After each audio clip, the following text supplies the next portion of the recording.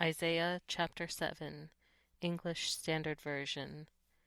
In the days of Ahaz the son of Jotham, son of Uzziah, king of Judah, Rezin the king of Syria, and Pekah the son of Remaliah the king of Israel came up to Jerusalem to wage war against it, but could not yet mount an attack against it. When the house of David was told, Syria is in league with Ephraim, the heart of Ahaz and the heart of his people shook as the trees of the forest shake before the wind.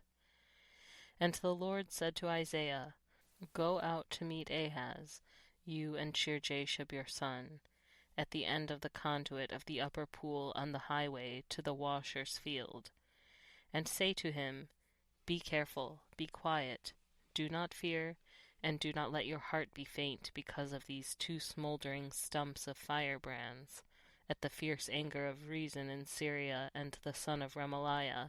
Because Syria, with Ephraim and the son of Remaliah, has devised evil against you, saying, Let us go up against Judah and terrify it, and let us conquer it for ourselves, and set up the son of Tabeel as king in the midst of it. Thus says the Lord God.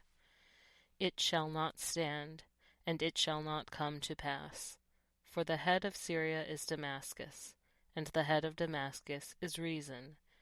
And within 65 years Ephraim will be shattered from being a people, and the head of Ephraim is Samaria, and the head of Samaria is the son of Remaliah. If you are not firm in faith, you will not be firm at all. Again the Lord spoke to Ahaz, Ask a sign of the Lord your God. Let it be deep as Sheol or high as heaven. But Ahaz said, I will not ask, and I will not put the Lord to the test. And he said, Hear then, O house of David, is it too little for you to weary men, that you weary my God also? Therefore the Lord himself will give you a sign. Behold, the virgin shall conceive and bear a son, and shall call his name Immanuel. He shall eat curds and honey when he knows how to refuse the evil and choose the good. For before the boy knows how to refuse the evil and choose the good, the land whose two kings you dread will be deserted. The Lord will bring upon you and upon your people and upon your father's house such days as have not come since the day that Ephraim departed from Judah, the king of Assyria. In that day the Lord will whistle for the fly that is at the end of the streams of Egypt, and for the bee that is in the land of Assyria, and they will all come and settle in the steep ravines, and in the clefts of the rocks, and on all the thornbushes, and on all the pastures.